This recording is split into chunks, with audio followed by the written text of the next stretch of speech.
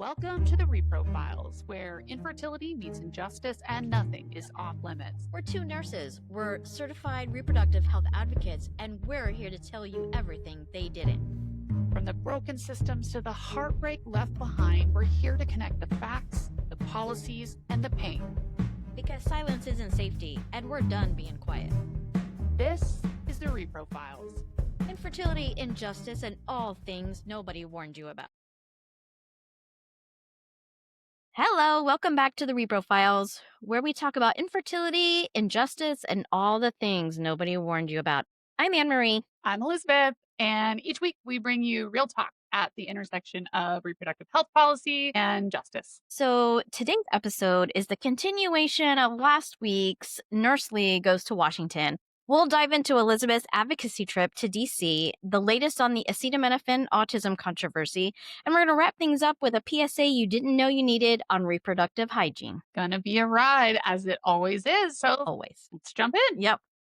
Okay, so Elizabeth, you were just in Washington, D.C. What's the vibe right now in the Capitol? You know, it was very interesting. There were pockets of really interesting sort of bipartisanship, and then there were other pockets of real polarity. Like you could really see the polarity. And I'll start by saying that, the trip was a group of reproductive medicine experts. You and I were a part of the group last year. The American Society for Reproductive Medicine they heard the call from their members when their members said, hey, there's a lot going on in politics that's affecting the way we can treat our patients. How can we get involved? And that started, and there's always been a lot of advocacy needs in our field. But I think that post-Dobbs, things really, really shifted. So this was the preparing reproductive medicine experts basically to have policy discussions with the lawmakers. The group itself was absolutely amazing. I'm certainly partial to Prime 2024 because we set the tone, but this was an absolutely amazing group of folks as well. I love that ASRM did such a good job at creating broad representation of the different types of professionals that exist along the continuum of reproductive health care. I noticed, just to shift a bit, we weren't the only advocacy group on the Hill. There were, we must have run into 10 other groups there advocating. And it's that energy was extremely electric because it was people physically showing up and doing the work of advocating for the things that matter to them. Yeah. And so, that part was really exciting. I always love seeing that. I came across these two total badass women. I don't know if I'm allowed to say it on this channel, but who were a part of a 160-mile, I'm trying to remember now, march. They wanted to march the Constitution, I believe, from Philly to DC. Wow. I posted a bit about it on my Instagram, but it was really awesome to meet those women and to see that they were it's one thing to be a keyboard warrior, right? Mm-hmm. I mean, it's another thing to be a podcaster, right? Everybody's a podcaster now, right? We're podcasters, cool, but so is everyone else. My 7-year-old could be a podcaster. But to see people actually hitting the pavement for the cause that they care about. And that was really inspiring. Nice. I do remember that last time there were so many different groups and there was a lot of medical people there. They were wearing their white coats. That was always nice to see as well when I was there. Absolutely. When you have the people hitting the pavement and, just advocating for themselves and for their causes, it's always a great thing to see. But you know what you one missed? of the coolest. What did we miss? Did you know what you missed? You missed did I Tim miss? Tebow. I saw Tim Tebow last year, yo. That's right. Well, okay. Tim Tebow, cool. I know. I did see Don Lemon. Okay. So as we were convening on that first morning after, if you recall, you did the same thing. We meet on the I think it was the southeast side of the Capitol. We take the nice Capitol steps photo. And then we were headed over to one of the office buildings. And I heard one of the members of the group, and this group, I will say, was a little more shy, or I won't say shy, but more reserved or more quiet.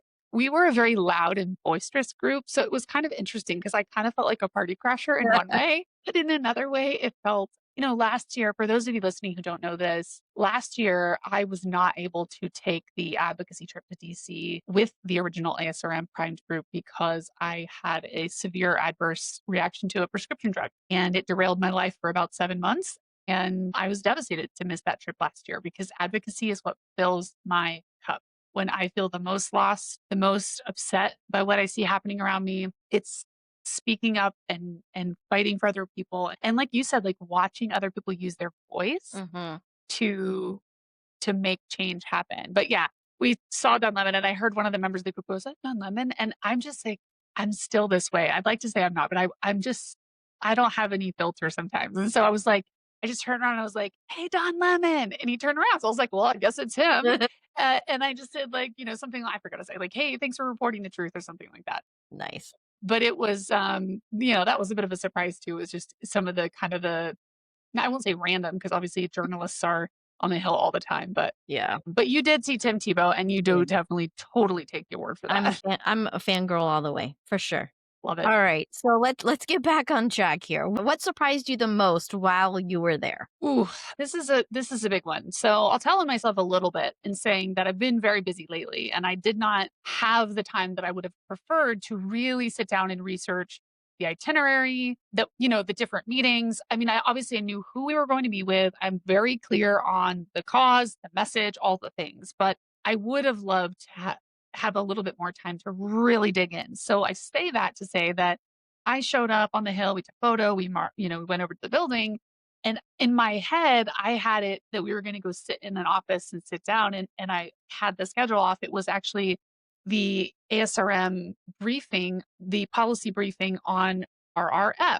And I was like, oh, that's right. I knew that there was this briefing, and I had just kind of mixed it up in my head. So it kind of surprised me when I showed up and realized, and I point this out because I think, we envision in our heads what it must be like to be on Capitol Hill and be in the halls where the decisions are made. And there is something really kind of electric about that. But what surprised me considerably, and surprised, alarmed, I mean, you and I were texting about it as it was happening, but because we were hosting a briefing and if you didn't listen to our episode on restorative reproductive medicine, it's a couple episodes back. Highly recommend that you listen to it. But to try to break down, I think the thing that surprised me the most was, we might be going out of order, but just the assault on facts and science. Mhm. So because ASRM held a briefing on RRM, and that briefing was a panel, and that panel was an absolutely phenomenal um, microcosm of our community. There was a licensed psychologist, Dr. Coleman. There was, I believe, a fellow, a little bit of a newer attendant. I mean, there was Lise Regula, who is just a brilliant scientist and just advocate. I mean, the group was phenomenal. And so to see them, watch them, because for a lot of them, it was their first time doing something like a Hill Day or a lobby Mhm. day or that type of thing.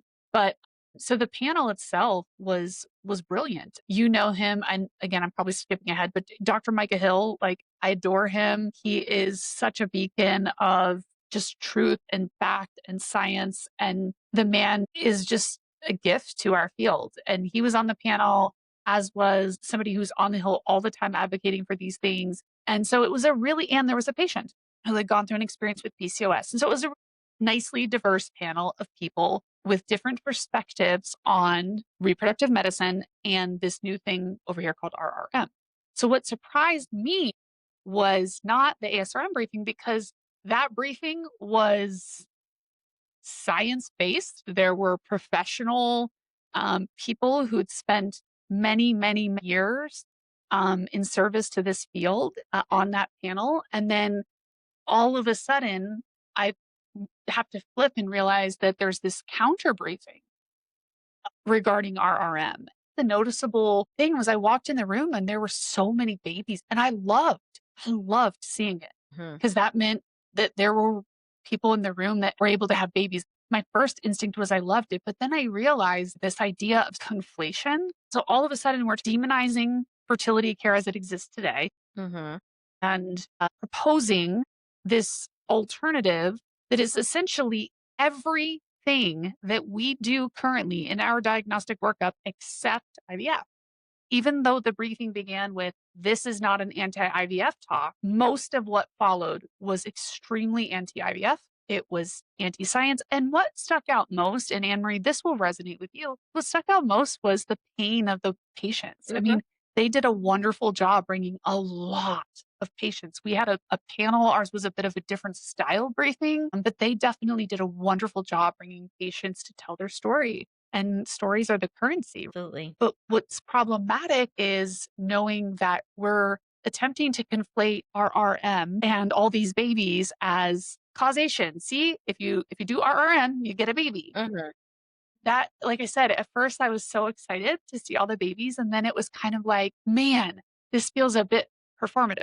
Yeah. Hey, we see this all the time, and we talked about this in our podcast about our. It happens. We fix or find a problem, and they get pregnant without having to utilize any type of method at the fertility clinic, and things happen, and that's wonderful. It's always great to see, but it's not for everybody. Yeah, and Hmm. I did hear something that we all did. I mean, you know, we are willing and excited and ready to come help solve the fertility problem in this country. Hmm. We've been on that track and we've been trying to do that. And unfortunately, gathering a bunch of disgruntled or patients that were potentially disgruntled with the fertility care that they received. And to that, I would say recognize that a lot of different groups have tried to come into the fertility space and solve for the massive supply and demand crisis that exists. Hmm. I mean, a couple of years back, I mean, unfortunately, the CDC, the group that tracked the statistics for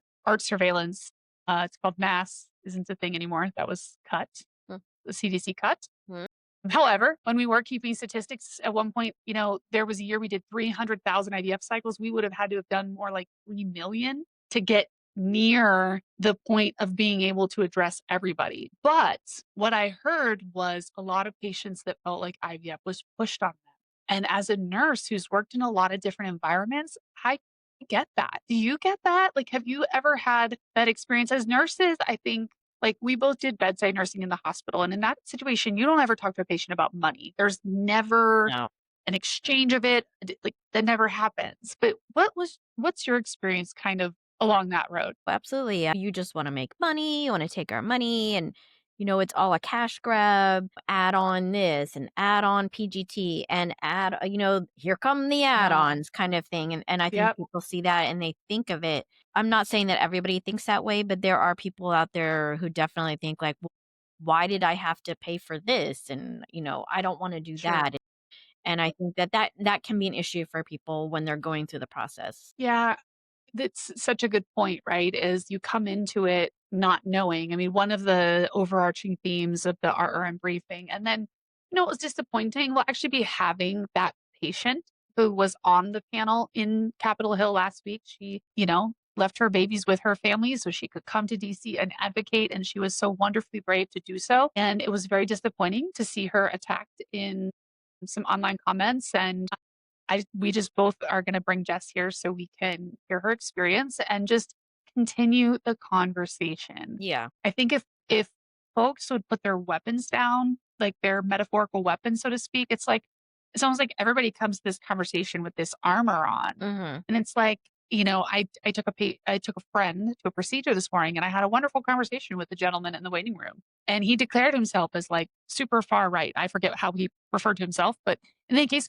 he identified himself, and that was fine. We had a wonderful conversation, and you know what I found? 95% of what he said, I 100% agree with. Yep. You That's gotta what help your neighbor, you gotta serve each other, you gotta be in community, truth, I mean, he was even the conversation came up because there was an incident here in my area in Arizona yesterday where a grade schooler, unfortunately brought a loaded weapon to school, and obviously with our talk last week about gun violence, and thankfully this was resolved with no injuries or anything like that, thankfully. But in any case, RRM is not new. As Dr. Hill has said, every eyes do restorative reproductive medicine every single day. It's every. what we do before we get you to IVF because we try, we know that IVF is not for everyone and it's not Mhm. the right solution for everyone by any stretch of the imagination. And yet, we also know that because there is this massive supply and demand crisis, that a lot of different groups have come to the field trying to assist. And that has, unfortunately, again, our field is only as old as you and I. Like, Yeah, I mean, yeah. look how young we are. Hello. Like, we're still Yeah. learning. So I just, that was like when we talk about like what was really surprising was, they paraded a bunch of doctors and a bunch of patients. And what I noted was most of the doctors were family practice doctors. There was an ER doctor, there was a board certified OBGYN, but it really surprised me because there was so many studies were shown, and yet there was no control group. These weren't realistic. Like they were just for show. Yeah. Yeah. So All right. anyway, Well, I mean, you did the that part was briefing. busy Yeah, and that was a surprising. busy that was busy. I know in addition to the briefing, you had a busy slate on the Hill. So, can you tell us a little bit about who you met with and kind of what stood out? Yeah, no, that's great. I was excited, when you come to the Hill with a group of people from a lot of different places, you get the experience of they're a constituent, so you get to go with them. Mhm. And so I had mentioned him earlier in the show, but Lise Regula is actually from Ohio. From I know exactly where he's from in Ohio, and so he, because of his constituency, we got to meet with the representative staff from Ohio, and it was really neat for me because the last time I was in Ohio's congressman's office was when I was in high school, and so that was really special. And we had the fine privilege. I am a massive fan, as is my father, of Senator Tammy Duckworth of Illinois. She has been a huge, proud champion of IVF, and Mhm. IVF for the sake of helping people have babies, not IVF because we want to push something on somebody, but just true access to family building, Mhm. however we get there. And she's just been, well, you were there. We sat in the gallery for that vote. And it was just, and what was really special is I got to sit through a briefing with Senator Durbin and Senator Duckworth where they gave their sort of like monthly update on things and just reminding the room that Senator Duckworth brought her baby on the Senate floor. Or was it the Yeah. House floor? No, I think she was the Senate at that point. But no, I mean, she's just that, honestly, she's a beacon of Mhm. patriotism. She Absolutely. truly is a beacon of patriotism. So meeting with her was incredible. And we also, I ran into a lot of people around the hills. I ran into Arizona Congressman Greg Stanton. I was standing down in the cafeteria, just kind of like, holding the wall up, resting myself for a second and just people watching as I do. And I said, oh, Representative Stanton, because I had just seen him at Labor Day at the AFL-CIO luncheon here in Phoenix. And so he maybe vaguely recognized me. I mean, he probably sees a million people a day, but I reintroduced myself and he was like, oh yeah, like a true lobbyist, man. You're just here staked out waiting for people. And I was like, well, not really, but kind of. And then I had the really bright, I was like, no, no, no, no, no, no. I swear I'm not talking to you. I did have the privilege of meeting Representative Robert Garcia from California. He is one of the people right now, along with Arizona Congresswoman Yasmin Ansari and the Texas Congresswoman Jasmine Crockett, and we could name a lot of others, but there's a contingent of people that are really going out to where the people are, which is TikTok and social media and those places. And it was really, really special just to see Congresswoman Ansari in all her glory because she's just unabashedly doing the job that the voters sent her there to do. And like, wow, what a crazy concept. But she was one of the Congress people that went down to El Salvador to lobby for Kilmar Abrego Garcia's release. And so Rep Garcia was shooting a video in the Capitol Rotunda area. And I was just standing on right there and I was like, oh, let me take a video of him taking a video. This is kind of cool. Put this on my social media. And then he wrapped it up and I was like, oh, what the heck? Let me just do another Don Lemon. So I just said, Rep Garcia. And I walked over and I just introduced myself and I thanked him for fighting for truth and fighting for you know, constitutional rights of due process. And yeah, so it just those meetings were, I mean, they were very brief, but they were really special in that I think that lawmakers often hear what they're doing wrong or what that like the complaints are. Mhm. Like as nurses, we know this. Fertility patients are actually quite a bit different, I find. I don't know, maybe because there's more at stake. I don't know. I don't know. But typically, patients are more likely to give bad feedback than good feedback. That's pretty much standard across the board. In any case, but we really did have an incredible day. I'm trying to think. I'm sure we met some other folks that I'm forgetting because it was just kind of hop from meeting to meeting to meeting. Oh well, one of the highlights was Wednesday night. I got to meet and spend some time with Illinois Governor J.B. Pritzker, and he is just absolutely the same exact human being in person that you see on TV. He is Yeah. just has a warmth about him when he told his story of being a young child, my own son's age, and his mom out canvassing for women's rights. And that was just part of life for him. And unfortunately, he lost his mom, I wanna say as a young like, as a teenager, maybe somewhere between 15 or something like that. He lost his mom really, really young, but his mom is his inspiration. And that filled my cup in a big way because, my own son last weekend, we were out canvassing in our own neighborhood for Proposition 409, which is a ballot measure on the ballot this November, which nobody even half the people don't even know there's an election happening. Yeah.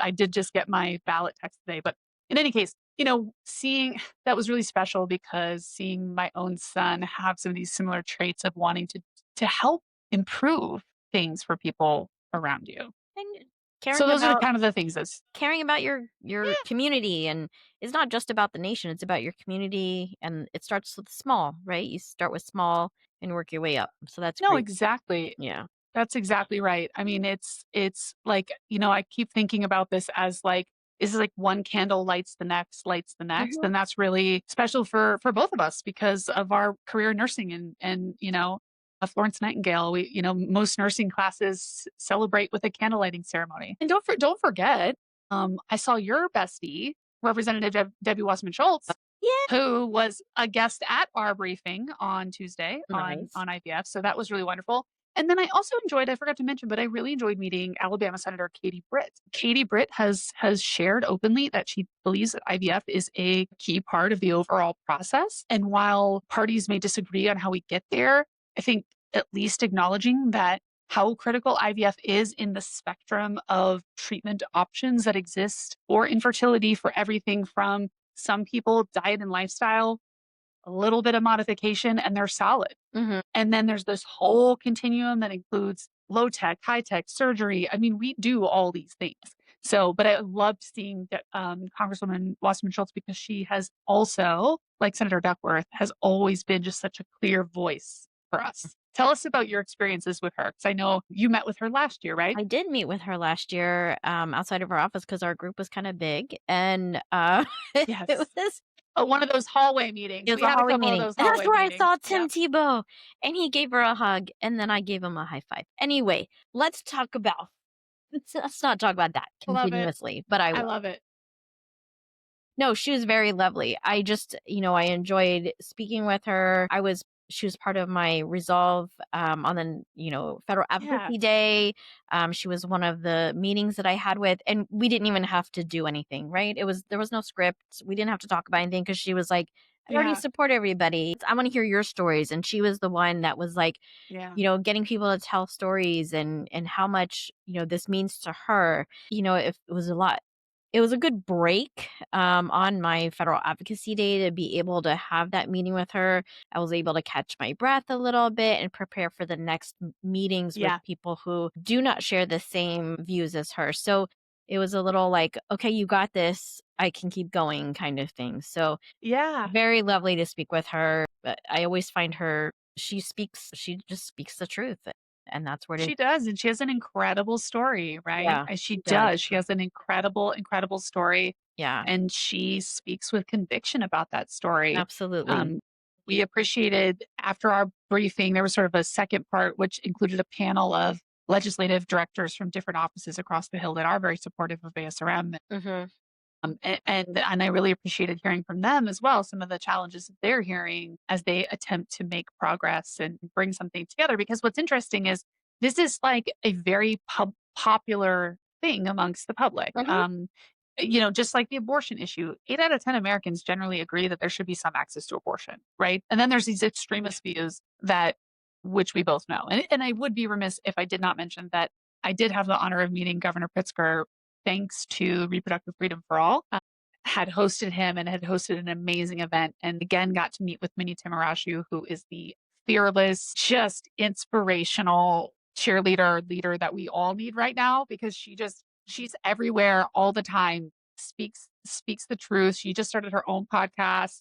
Minnie, maybe you want to come on our podcast, but honestly, I would be remiss if I did not mention how great it was to see her. But yeah, so Well, it overall, sounds like it sounds like, there is hope for, Republicans, Democrats, independents all coming together, and it doesn't sound like on your trip. And I found this as well. It's not all like us versus them. It's kind of like, No, and they know that too. What they show you on TV and things like that is not necessarily how they actually talk to each other. And that's what I no. found interesting. So from what you're saying, it sounds like if we just sit down and listen, and there is hope that we can Yes. come together I for reproductive health. I felt that really strongly, AnnMarie. Honestly, I wasn't sure what to expect after just sort of the tenor of things. And then knowing that we've got National Guard in the streets, I really did not know what to expect. And I've been to DC many, many times, lived outside DC for a while. It's a very fun place in my heart. So I didn't really know what to expect. And yet I found this interesting little like sparkle of hope in the air. I don't know how to explain it, but I keep believing that if we start with the things that we do agree on or the common goals that we have, or identify what we find to be common problems, and then start with solutions that we do agree on, and then later we start hashing out the things that we sharply disagree on. Because if you start the other way around, It you'll never you'll never actually get to the real discussion. No, you won't. So All right, so let's get to the real story of DC. Did you watch the Braves sweep the Nationals? I knew you were going to ask me that. Whatever. Whatever. So I thought it was hilarious that you were I there the missed it. exact same time that I was there last year, and I actually got to see the Braves, and they went too. But I thought it was I really. I'm know. like, oh my gosh, the Braves are there I know. again! I could have watched this. I know. And I would have, honestly, I would have loved to have gone, but it was like a pavement pounding trip, like the entire time. So Yeah, no, I get. anyway, All yeah. right, let's pivot a little bit. So we have to talk about the big headline of the week because that's what we do is we got to talk about these things. So Now, I had to crack up though, because I got a text. This is a little like insider talk, but get a text from AnnMarie this morning, and she's like, "Pivot," and I instantly think of Ross Geller in Friends. yes, Pivot. So, pivot. but you're right because we do. Let's talk about it. We're gonna talk about it, and that is acetaminophen. That is commonly known as Tylenol, which is the brand. And it has been declared that it is a link to autism. I just first have to take a deep breath Yes, there, yes, right? yep. Because Mm-hmm. I'm just going to do some real talk real fast. And that is that if you cannot pronounce the word acetaminophen, you do not get to have an expert opinion on it. Like mind blown, right? Yeah. I have an autistic nephew. Autism is a very, very complex, multifactorial disorder. Mm-hmm. It's not caused by one drug. It's not. Could one drug potentially contribute to it? Sure. I think there's probably a million different things that we're going to have to sift through to figure out what's truly underlying, right? Because genetics and environment interact. So honestly, and this is something else I'll add briefly to the Hill talk, was just this idea that simplifying these really complex issues into like A equals B is just really irresponsible. It's really irresponsible It is. because it's always more nuanced than that. And what I find frustrating and alarming about it is it's disingenuous because we're framing these things like Tylenol causes autism because we made some flippant promise 6 months ago that by the fall we'd tell you what caused it. Mm-hmm. Every physician every scientist listening to this podcast knows that any type of quality study is going to require more than 6 months. And a lot of what came out was really from this is like news, right? It's developing. So, but from what I reviewed, it was really like a retrospective study of a bunch of different other studies. And those other studies didn't seem to have much control whatsoever on the reporting mechanism. So there wasn't like a validated patient reported outcome measure that they used and those types of things. So those are the nuances, Yeah. right? And I But mean, instead, yeah, I mean, you can say that about anything. The thing about statistics and the thing about looking at results is you can take whatever you want out of the results. If one sentence says, like, there is a study out there I was reading this morning when I pivoted, and it did say that the use of acetaminophen, like, a lot, does have some sort of autism link, but that's like it didn't even mention, like, how much is a lot? But it said that the use of it for fevers, for things like that, it's not like they're going in and taking, 1,000 milligrams every 2 hours, you know? So I think that we take what we want out of studies, and what we need to do is see the entire study and the entire conclusion, entire results.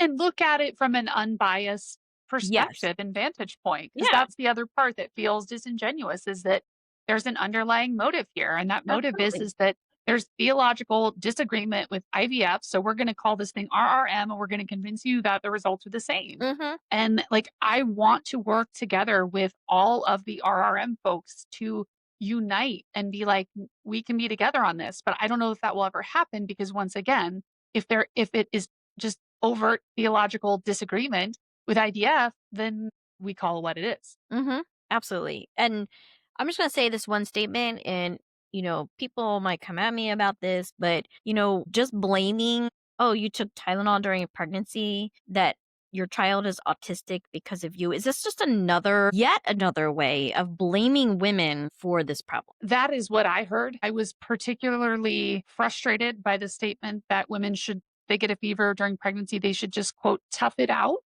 Mm. Yep. That is dangerous advice. Fever during pregnancy can be indicative of a whole bunch of different things. And yet, as you said, we're going to blame women. So now there are probably a lot of women across this country with autistic children that blame themselves for that autism. And the bigger issue there is that when you make policy on weak science, you are advocating for dangerous outcomes. Again, fever in pregnancy is dangerous. Acetaminophen helps manage fever, and professional orgs like ACOG and the CDC still recommend it. Like, this is about evidence, not blame. Yeah, I took care of a pregnant flu patient when I was working in the hospital. I tell you, this couple was so, so sad. They were just devastated. She felt like horrible, like just from having the flu. But her biggest concern was her baby, because having a high fever in pregnancy can cause all sorts of problems as well. So, okay, what do we do for fever in pregnancy? We give them acetaminophen. And we're not going to overdose them on that. What is the other option that we can give them? And like you said, Well, it's basically tough it out. You're fine. Drink some water, those types of things. You can't take ibuprofen. You can't take aspirin. right, So right. now we're making acetaminophen out to be this. So you're right. I think there are many, many women that are now not going to take, you know, a simple acetaminophen to try to control this fever. This fever can get out of control. They're going to, land in the hospital, or they may have complications during pregnancy. All these things can happen. And then what? Then, when they give birth, and oh no, well, there's neural deficits and these types of things. Well, it was your fault again. It was your fault because you didn't control the fever, so you didn't take acetaminophen, so now it's your fault again. Right. Yeah, for sure. And we're seeing something, alarming brewing, and that is that there is this supposed alternative, I guess, to taking Tylenol in pregnancy that is supposedly safe, but it's a prescription drug. The CMS director was on talking about it this morning or yesterday about how you just have to ask your doctor for this prescription, but everybody can have it. However, there are some reports that the CMS director himself has some sort of financial interest in this particular product. From my understanding, it's sold by his supplement company, Mm. and so it feels very it's called leucovorin. It's also known as folinic acid. But they have the FDA. If I'm not mistaken, the FDA has approved leucovorin as a treatment for children with autism. Yes, I have heard that, but this is news to me about I knew there had to be some sort of financial Follow the money. follow the money. You know what? In the first time I heard it, I'm like, well, I got to investigate this other thing because there's got to be something going on. You just don't come out with this type of news without. And that's what's Yeah. so honestly, AnnMarie, the piece that breaks me up about this is that there will be women that will never have a baby because they spent time that their ovaries did not have, that their bodies did not have, less like statistically and scientifically proven lesser effective options. And there will also be women that will be harmed and babies that will be harmed because we're going to pivot again based on an ideological standpoint and again blame women. Something you did caused it. But here's this thing, I'm the savior. I'm the savior. I have just the thing for you. Yep, I Just got turns you. out Yeah. here in my little snake oil case here is a little batch of leucovorin. Would you like some? You just have to ask your doctor for a prescription. And it's a bit pot kettle Mhm. because it they say like, oh, everything on the TV is a prescription drug commercial. The CMS director just hosted a prescription drug commercial for leucovorin. I said what I said. Yeah, and let's not forget that acetaminophen isn't just Tylenol, it's in cold, cough, and flu shots. So, I'm just kinda gonna go, into this direction about the cough, cold, and flu medications and, um, talking about how they help with the flu, which we just talked about was very dangerous in pregnancy with fever and all of that. So we're gonna talk about what am I gonna talk about, Elizabeth? I'm gonna talk about flu shots. You well, we're going to talk about flu shots because flu shots are safe in pregnancy, guys. Come on. Mhm.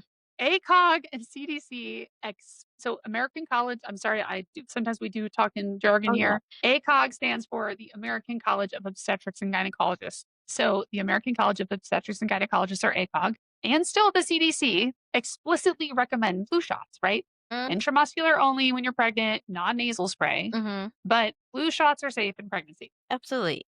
And please get your flu shot because it's important. Please get your flu shot. Yes. So this is where I'm leading kind of toward this acetaminophen, autism.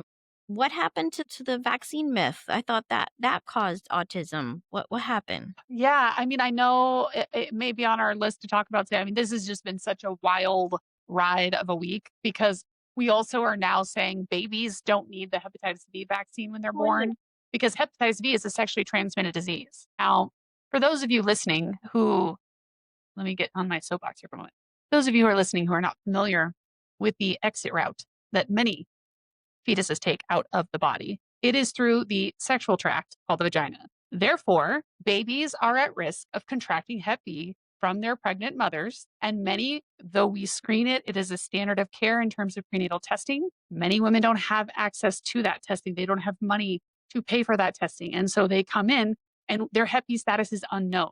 So when I used to work in labor and delivery, we would give each other, reports on patients. And we always went through Hep B status, vaccine status, because it's critical to protect that baby. Mhm. So it's just bananas to me when the data is clear. JAMA's 2014 sibling control study said there was no association between acetaminophen use and autism. And yet here we are again, hepatitis B, you don't need it because it's actually like we have to stick to rigorous science. Mhm. Like the train is off the tracks. One of my kids at one point had a toy. It was like a Thomas the Tank toy. And it would, if it would fall over, it would say, the train is off the tracks. My brain has been yelling, the train is off the tracks for like 10 years now almost. But in any case, we do have to stick to rigorous science because otherwise we are risking just recycling debunked myths Mhm. like the old vaccine autism claim that you Mhm. brought up Mhm. that's been thoroughly disproven. Mhm. Yeah. I mean, I think there's and I think this goes back to when in the beginning when we started talking about this subject, it's so complex. It's not just acetaminophen. It's not just vaccines. It's not just this. We don't know. There's just too many things going on. And to Yep. You are so, blaming it on one thing just doesn't make any sense. It's too complex for that. It's environmental, genetics. It could be anything. yep. And it doesn't mean that we should not search for the link or, Correct. search. But I think, the hard part about this is that there are many, many things in this new sort of age of American healthcare. There are a lot of things that we do agree on. We don't need a bunch of chemicals in our food. We don't have safer pesticides. Like there's a lot of different ways that we could be working together Mhm. to give families accurate information Yes. instead of fear-mongering headlines, right? Absolutely. Because let's give people what they need. Some people need IVF, some people don't. If you're about to go have cancer treatment and you're 22 years old, no amount of restorative reproductive medicine is going to change your torched ovaries. Mhm. You need to have fertility preservation offered to you, right? So again, that's where we say we've got to be committed regardless of the outcome, right? I might not agree with IVF, then I won't do IVF. Okay. But we have to agree that rigorous science will lead the way and that families deserve accurate information instead of just the fear mongering. So, Absolutely. Absolutely. but we do got to wrap it up here at some point soon. I know you have a very important I public service do. I announcement. have a very important public service announcement on reproductive I'm here hygiene. for this. So while you were busy on the hill, hobnobbing up there, I decided to take a different kind of advocacy project, and this is it. So buckle up. Here we go.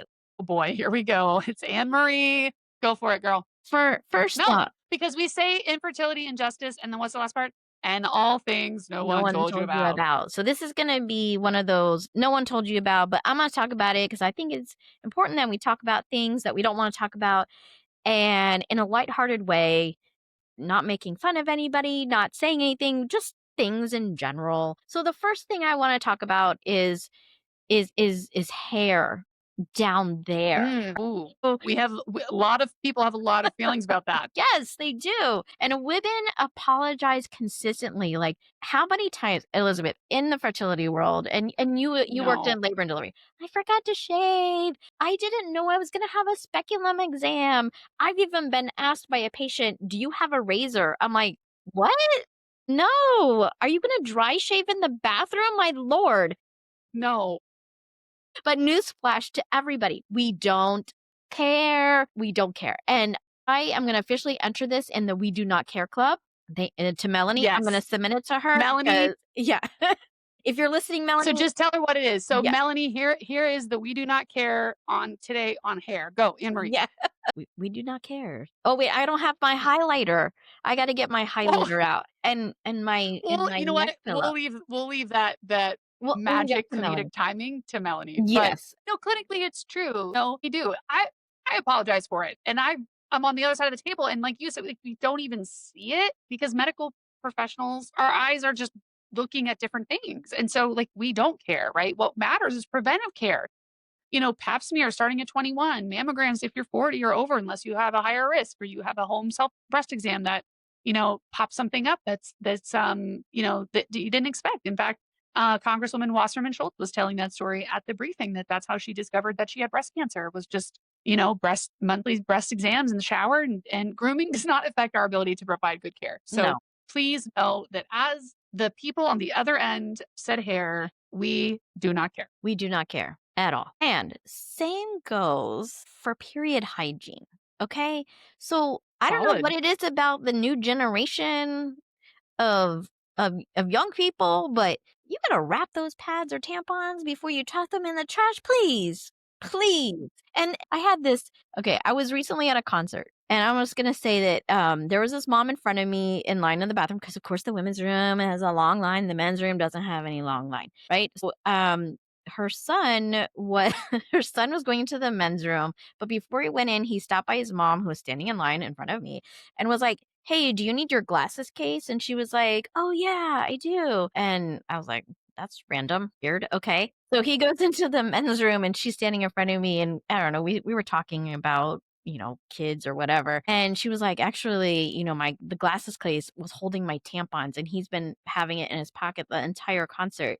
So I was like, "Oh my God, what an amazing mom for raising such an amazing kid." I was like, that is absolutely good parenting goals because Hashtag parenting goals. yeah, I mean, like, not okay. Yeah, we teach our girls about, periods and all of that, but to teach your boys about that and that it's normal. It's normal. He wasn't embarrassed. He just said, "Hey, mom, do you need your glasses case?" Because that was like the Yeah, wink, wink. right. Here's your glasses case. No, honestly, it shows how important it is to Yes, normalize reproductive health conversations with kids. Like we've been talking about this since we started. I think this is what episode 7 or 8. But the more we normalize it, people have periods. It's fine. it's Like it's this is normal. what they're there for. Yeah. I didn't want and use the same. Like we didn't want our kids to be surprised. And so, yeah, the more we normalize the reproductive health conversations, I think the better we equip kids who then become sexually active people at some point who then, right, we equip them with the knowledge so that they can make their own choice, right? So Mhm. somebody might say, like, I don't want to get any vaccines. Okay. Like there, because science shows that vaccines save lives, there may be instances or periods of time, for example, as a nurse, you could refuse to get the flu shot when you work in the hospital, but you have to mask up like 24/7 unless you're eating and there's like all these rules. And that's just the choice that you make, right? You can opt out, but we got to try to, really normalize it. But I know you have the highlight of the hour, and that is men, the Men. men. Yeah, men, you're up next, man. You got stuff going on too that hygiene matters, okay? It's not just Oof, deodorant. it's not. It's not. It's I not. feel like I know where you're going with this, but Okay. go. You know where I'm going with this. I'm gonna say it out loud. It's called smegma. Now, who's laughing? You could hardly say that with a straight face. Smegma is normal. A real thing. It is a real Normal. thing. It is Yes. normal. It is absolutely normal, but it is something that men need to be aware of because circumcision rates have dropped from 54% to 49% in the US. So more boys need to learn how to clean that penis properly, you know? Absolutely. Clinically, again, it matters, right? Parents should be teaching hygiene. Boys should begin also testicular exams. Like there's a lot of way. I mean, testicular cancer is rare, but it's most common in like 15 to 45-year-old.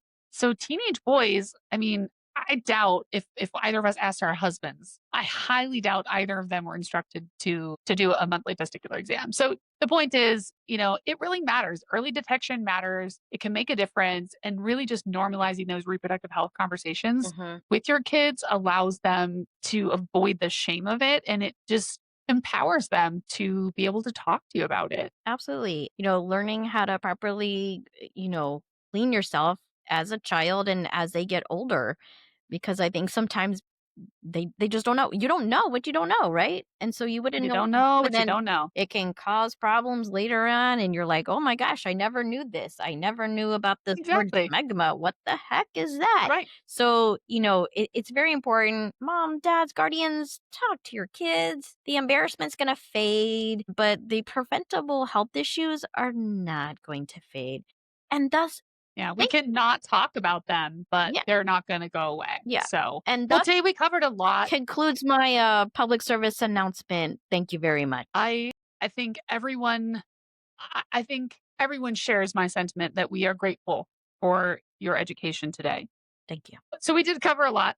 We obviously went over my advocacy trip to DC, and so I was a little chatty heavy today, but there was really a lot to cover. And Yeah, then on top of that, the acetaminophen controversy and obviously the PSA. But next week we'll keep it going. yeah, we're gonna keep pulling back that curtain on reproductive health care and all things nobody warned you about, like smegma. So, like smegma, stay informed, stay empowered. Please take care of yourselves. Honestly, AnnMarie, only you could end an episode quite like that. So, cheers to you, my friend. We'll see you guys next week. Bye.